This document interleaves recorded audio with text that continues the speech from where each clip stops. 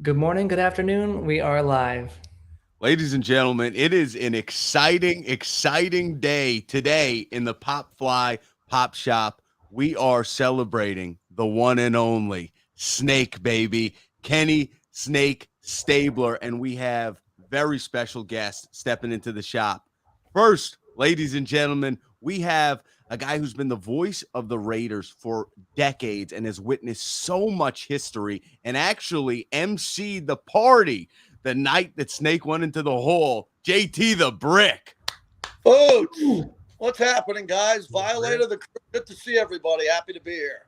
Good to have you, JT. Thanks, And JT. then we have the man who has brought passion and instilled fear in fan bases all over the nation and has represented for Raider Nation from the moment his heart started ticking. Ladies and gentlemen, the man, Wayne Mabry, the Violator. Violator, how are you?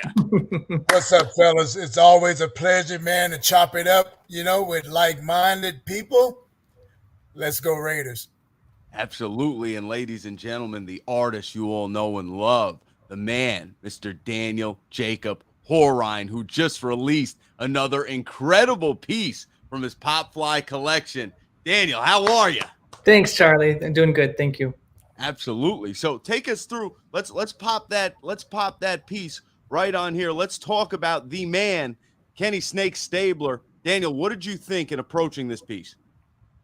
There was more Kenny than a little rectangle allows. It's had to be really choosy, such a big personality like that. So it was such a blast just diving into him and his life and trying to capture the essence of Kenny. I think he's bigger than the game he played, a personality much larger, and this was such a blast. Absolutely. Now, JT, what are your memories of Snake and take us to that night, man, because you had the crowd going. It was an incredible thing, and I know it was an emotional night for you too. Yeah, it really was. Ken Stabler, I got a chance to meet when he came back to the Raiders. Al Davis brought him back, and he started coming back to the team, and I emceed a couple of his golf tournaments, one big one up in the Bay Area, and I built a great relationship with him, and we became really good friends, and I became friends with his partner, Kim. And they just started inviting me to events and calling me, and Snake would call me sometimes late at night, and we had these great conversations. And it really was one of the great relationships that I built. And, before he got sick, we never thought we'd lose him. When he got sick, he passed away quite quickly. And it was devastating to everyone in the Raider Nation, especially the diehard fans that loved him so much. So longer story short, I got a call from the family, and they asked if I would MC his Hall of Fame party in Canton, Ohio. And that was one of the bucket list moments of my life with the Raiders, and especially to have that opportunity. And my memories of that night, because of course Snake wasn't with us, but 2 a.m, when all of a sudden I look to my left and the Steelers walk in, and it's Franco, Mel Blount with a cowboy hat on, and everybody's walking in, Dan Marino, to pay respects. Because as you know, at the Hall of Fame, you have to leave your party and go to everybody else's party. Right. That's part of the etiquette. And when everybody realized that they had to get over to Snake's party, they made that the last party of the night, because they knew the Leonard Skinner would be cranking, the booze would be pouring, and that party went so late, everybody ripped the roof off, and it's one of the great nights of my life. I remember they had an ice luge in the shape of a snake at that party. All the details were checked off. Now, what did JT for you? I mean, you've represented the Raider brand for decades now, and it's probably amazes you how much of a part of that brand now you've become and the history that you've built and made there. What did Snake's image and legacy mean to that shield and that image? Well, it was everything. I think Violator will admit, too, that he was the coolest Raider of all time. And there were a lot of cool Raiders, right? Fred Biletnikoff is really cool. Cliff Branch, who passed away. Phil Villapiano, who's with us. Otis Sistrunk. All the Raiders were cool. Ted Hendricks, one of the coolest guys I've ever met. But when you go to the top of being cool, it was the Snake. Ken Stabler, from Alabama, being a legendary college quarterback, all the way to a broadcaster, the New Orleans Saints, the Houston Oilers, the Oakland Raiders, the Pro Football Hall of Fame, the College Football Hall of Fame. And then Boots, as you know, he was on every show back then. So he would sit down with Mike Douglas, Tom Snyder. He was on every big show that you could be on because he was the coolest guy in the NFL. And think of all the big games he lost before they broke through. And they won their Super Bowl in the 76 season and won the Super Bowl in 77. And then Snake got that ring, and his legacy was taken care of for the rest of his life. Cemented, ladies and gentlemen. Violator, when you saw that cover, what did you think of it? And what does the legacy of the Snake mean to you? Wow. Here it goes, Booth. When you sent me that, as soon as I opened it up, it made me flash back to the sports bar at the Hilton. And that's where we all used to hang out, you know, the watering hole, so to speak, you know, just before game day. And this was in the early 2000s, and the place was rocking. I forget, you know, maybe it was coming up into our Super Bowl era year, and that place was jumping. Every player came through there, but Kenny happened to pull me off to the side, away from the crowd, and drop some nuggets on me, man, that really catapulted this character into what it is right now. He told me some private stuff that pretty much he was calling a football play to me. And it was like, let's go. You got to play, let's go. And gives me goosebumps right now thinking about it, you know. And there was a gentleman with me, and he says, as I walked away, Kenny kind of flexed his voice, and he says, hey, I didn't have to tell you that. And it just, chills go through me right now when I hear that, man. It's just like, he called a damn play. So he had already told me what to do. So to this day, I'm still following his orders, man. So that's my biggest memory of Kenny. The next was seeing him at a Raiders barbecue cook-off contest, and he was one of the judges. And he just gives me that wink when he saw me, you know. And that meant the world to me, man, that, you know, he had pretty much just told me to come out of the closet with this and do what the fuck I'm supposed to be doing. And that lit a fire under my ass that's still red hot today, man. 31 years, well, 20-some years later, you know, because that was in the 2000s. But he says, look, shifted in gear. That is incredible. Yeah. JT, do you think there's any quarterbacks or any athletes, you know, a guy I think of as maybe a Namath, but like, are there any guys who have been able to catapult through pop culture and cut through that layer of sports and just all American cool like Snake did? That's a great question. You know, there's been a lot of quarterbacks. I think the greatest era of quarterbacks is now because of Brady and Breeze just retiring and Aaron Rodgers and Patrick Mahomes and all the great quarterbacks that are here today. But if you go back to the 70s, Terry Bradshaw cut through. Terry Bradshaw won 4 Super Bowls, NFL on Fox, reality shows, entertainer here in Vegas, and they were really good friends. So that's a good example of a guy from the same era who was able to pop through. But Snake was just different. Snake, the reason why Snake was so cool is because he interacted with fans. Now, you got to remember, the key to our conversation with Snake was the level that he played at and party, right? So this was a guy who read the playbook by the light of the jukebox at 2 in the morning on a Saturday night before a Sunday game. Now, let that sink in. Today, these players are in lockdown. They're in complete lockdown. They got curfew at 10:30, 10 o'clock. They're back in the hotel. They're not doing anything. Imagine the Snake in a convertible in Oakland, driving around on a Saturday evening as the sun's setting, throwing down some cocktails, going to dinner with a bunch of ladies, having a bunch of fun, staying out, getting his buddies out of the bar, and then rolling into the locker room in the morning and throwing for 290 yards and 3 touchdowns and winning a game.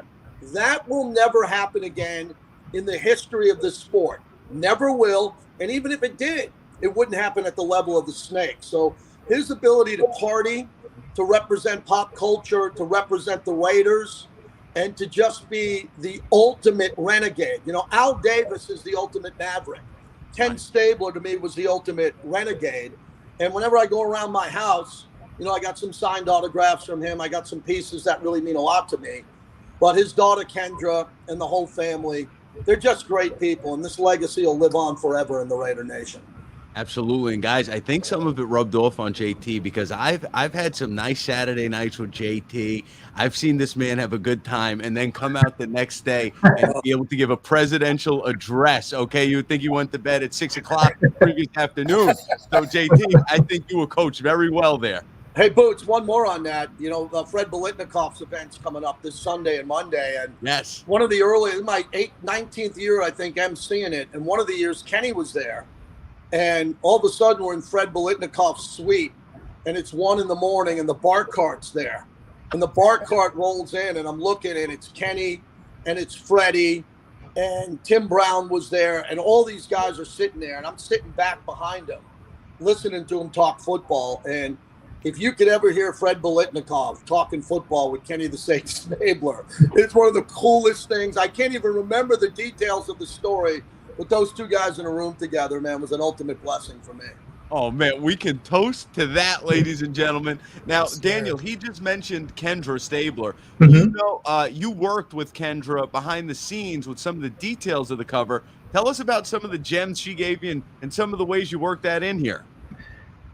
Yeah, it was an honor to work with Kendra here, and she was great, and gave her a couple sketches in the beginning, and all of them were some kind of version of this, a bigger than football version of Kenny, and she said, that's him, fast boat, fast cars, fast women, and I love that. It's like right from Kendra's mouth. Like let's put that text on the cover there. So and a quote from Kenny as well. Big pickup trucks and fat belt buckles and a few laughs. He's this incredibly quotable guy as he is. And love to include his words and also his own daughter's description as well. Now, Violator and JT, when Snake went to the Oilers, they had a promo product come out, a Snake Venom soda. Did you ever try a sip of Snake Venom soda? I did not. I have never tried it. I would have tried it. I'm positive I would have if I saw it, but no, I never tried it. Yeah, same here. Probably the closest thing I've had that I think Kenny would partake in would be apple pie. I'll tell you what, if we get one on eBay, ladies and gentlemen, you might tune in again. We play a game of Russian roulette. We all take a sip and we see who's still standing at the end. So we have a big Hall of Fame induction coming up, JT, for Cliff Branch. What did Cliff mean to the game of football, and how cool is it when we watch clips of seeing how Snake and Cliff were able to extend the football field and change the NFL, really? Yeah, speed kills, and Cliff and Kenny had everything to do with that. And I'll be emceeing that event later on this summer for Cliff Branch. And Cliff was probably my closest friend within the Raiders, other than George Atkinson. George Atkinson broke me into the team as I was his co-host on the pre- and post-game show for years. But that was your first gig with the Raiders? Yeah, my first gig, 1998, pre- and post show with George Atkinson, David Humm, the late quarterback, and Artie Gigantino. I was in that role for 6 years, and I was always around Cliff because Cliff and George were best friends, and Mark Davis is the owner of the Raiders' best friend was Cliff Branch. So this is a big one, everybody, because, again, Mark Davis and Cliff were best friends, and Cliff and Mark had such a great history. I can't believe that he's not with us. I cannot believe he will not be in Canton, Ohio. His sister Elaine is putting on the function. And I really think that every Raider fan, there'll be other Raiders to get into the Hall of Fame. We talk about Lester Hayes, Jim Plunkett, Greg Townsend, Steve Wisniewski. There's been so many great players who are right there, but this is the big one. This is the big one if you could attend in August in Canton, Ohio, and get out there, because Cliff would want you to be there. It's a party. Yeah. Cliff loved the party. Boots, he'd be in a pinstripe suit with all of his rings on, and he'd have a bowler hat on, and he'd be rolling in, and everybody would come to that party. So that's going to be the highlight of my summer, is going back to Canton, Ohio on behalf of the Branch family. I cannot wait to get out there. And let me ask you a question, Violator. I actually got to dig in here because I got something right here. I got something right there that you've given me. First of all, Boom. Look at that. Okay. Yes, Now, sir. I got a question for you. You have become such a trademark of the organization. You were recently inducted into the Fan Hall of Fame up there in Canton, Ohio. How was that? And will you be traveling up for the branch induction? Well, to start that story off, Charlie, having Howie Long drive up to my freaking house to nominate me was the tip of the iceberg right there. You know, it took me all the way back to the 80s, you know, when I first ran into him. And this is stuff that he said to me, kind of like the message Kenny left with me. Those players leave some stuff with you, man, that can really just change your whole direction in what you're doing, or your whole makeup and your mindset of what you intend to do. And those two gentlemen laid it on me like no other brother could. And but going to Canton, man, and having a display there with an actual plaque of your likeness that's going to hang on the walls in the Hall of Fame forever, that's kind of like fandom immortalized to me. You know, being on the Mount Rushmore of fandom, you know what I'm saying? So Absolutely. going back in August, oh man, I can't wait to run into everybody. I think I'll have a little bit more freedom this time because last year I was on Ford's, you know, itinerary. Right. So meet and greet, be here, be there. But we partied, you know. It took me about 2 weeks to get recovered after I got back. But Hall of Fame hangover. yeah, Hall of Fame hangover is exactly right, brother. And but this time around, you know, feeling like a veteran when I walk in there, you know, got my own blue jacket, big ring, you know, so it's going to be a party for sure, you know. That is awesome. And now, ladies and gentlemen, I know the MC of the party, JT's got to get out of here. He's got his on-air show coming up in about, what, JT, 10 minutes in Vegas? He's got to be getting on? Yeah, I'm on every day in Vegas, Pacific time, noon to 2 on Raider Nation Radio. And Charlie, thanks for asking. The best part about this show is that it streams live on the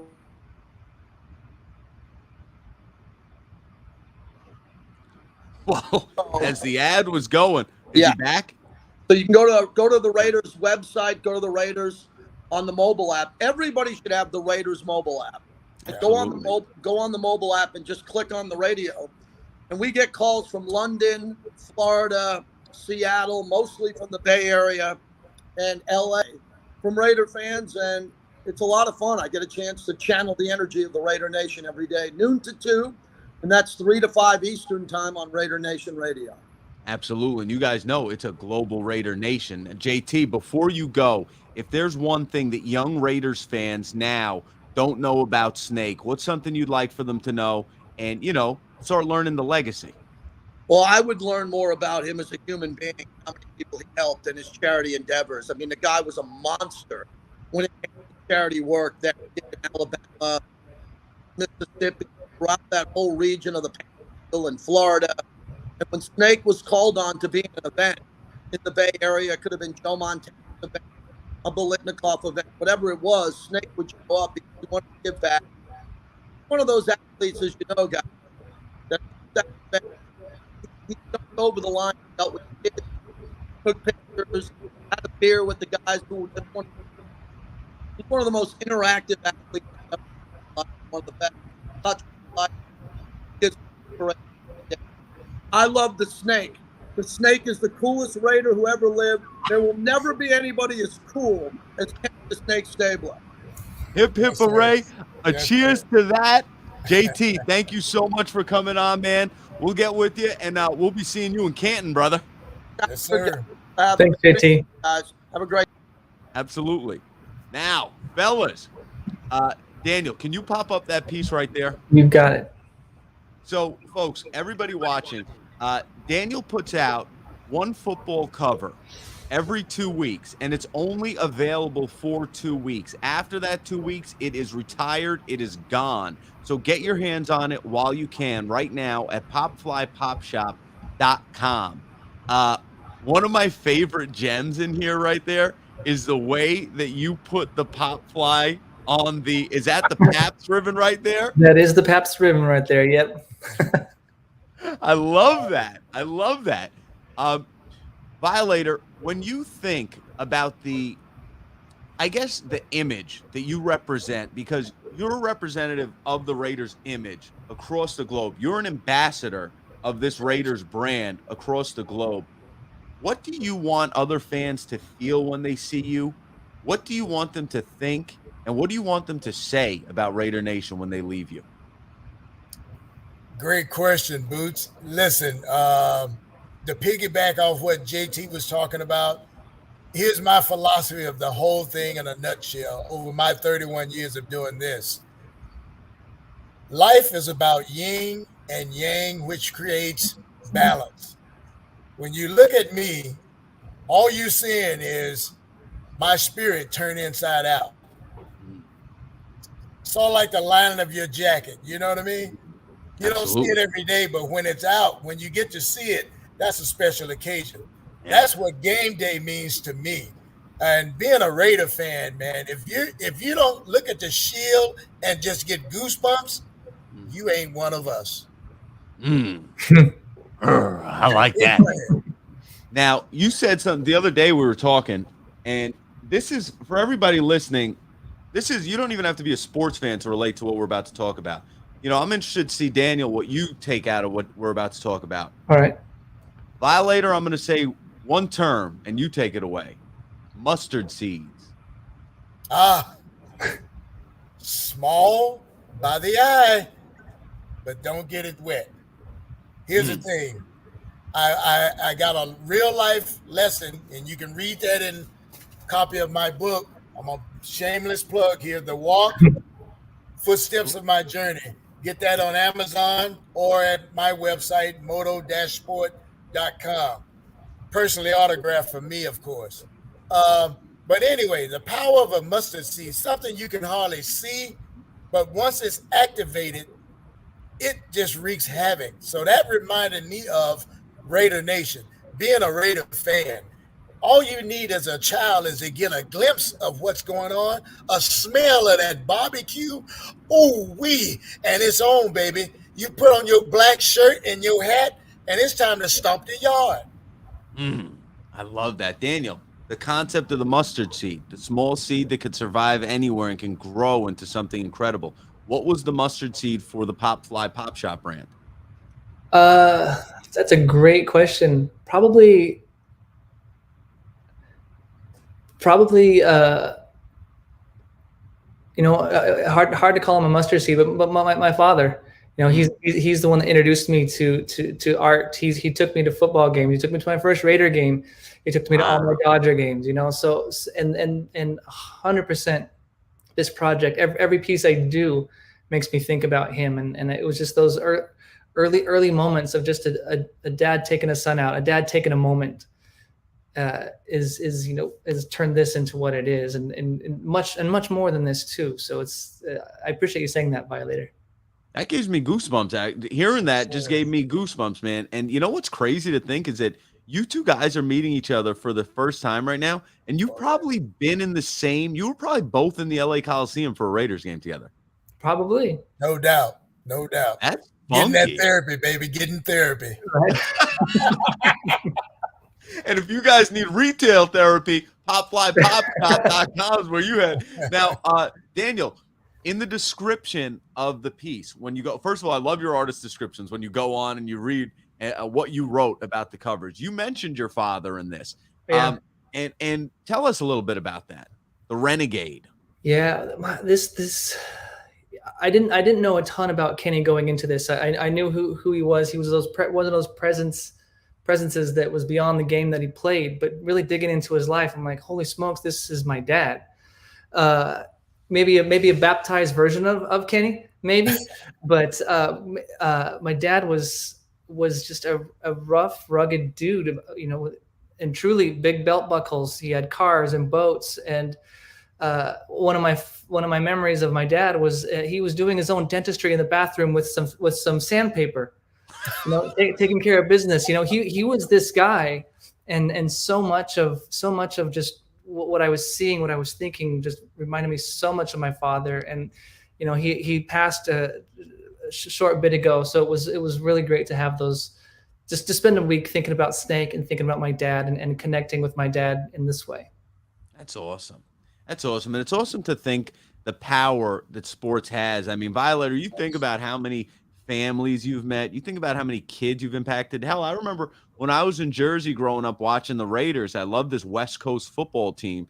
And I'd see you and I'd be like, whoa, like that charged me up, man. I was like, damn, I want to be a part of this. And, and then that was the inroad for me with the NFL and stuff. So like the impact you had on me is incredible. And do you ever sit back and realize the impact you've had on millions of fans across the world? Well, Boots, here how you know how I roll. But anyway, I'm going to tell you guys out there.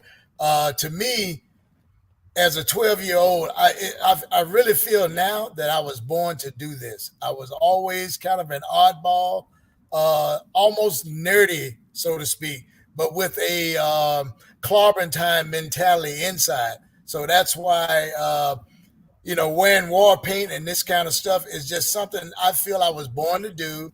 And like I say, that conversation with Kenny the Snake kind of solidified everything I had doubted about myself.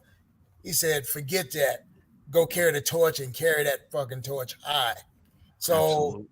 That's what really drives me. And when you speak of touching people, that's what this image is for. So you can leave the game with an image of something, because very seldom they remember a player, but this persona, I guarantee you won't forget it.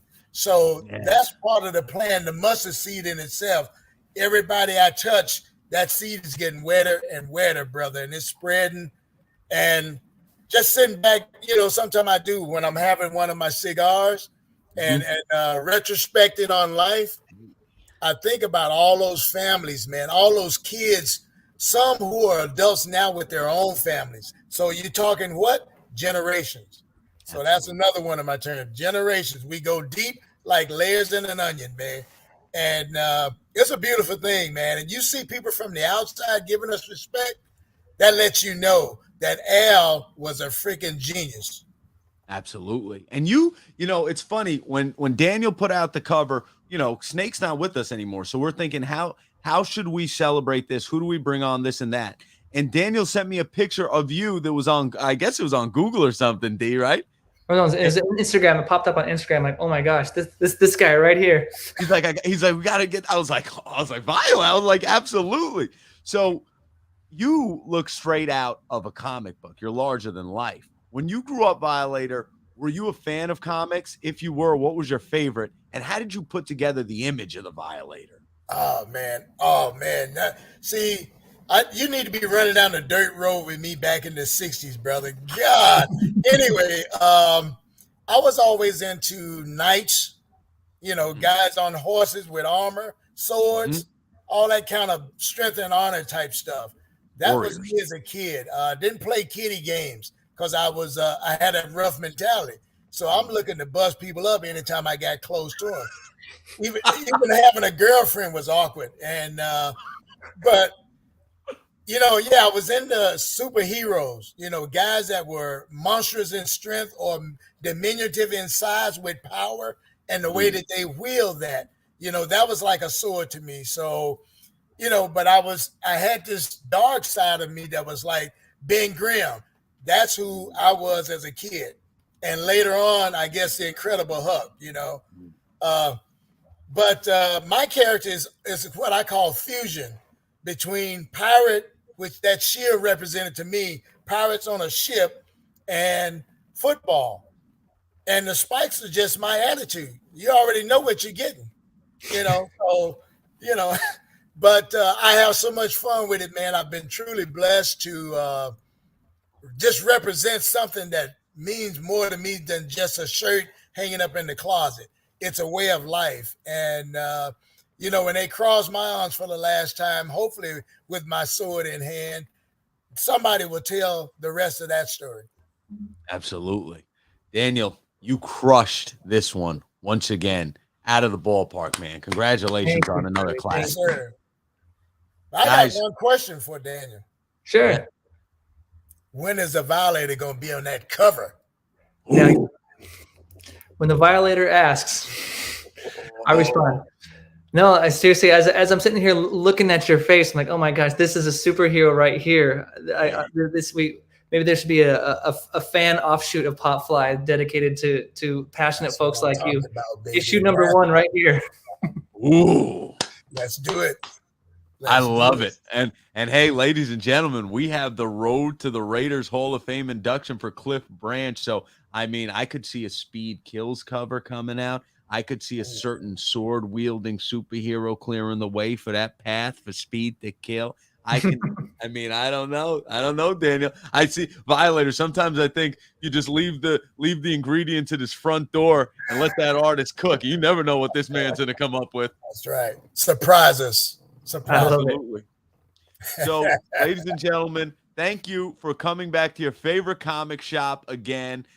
Daniel, congratulations on a big release. Violator, thank you for coming in. Guys, make sure to check out Motorsports and get yourself a copy of that book. It is a great book, and it is a Hall of Famer. I'm proud to have this. Proud to call you both friends. And be sure, guys, to grab that Snake cover right now. 10 days or 11 days left to grab it at popflypopshop.com. I'm your host, Charlie Boots. It's been a pleasure. Thanks, guys. Long live the snake. Snake life. Hey.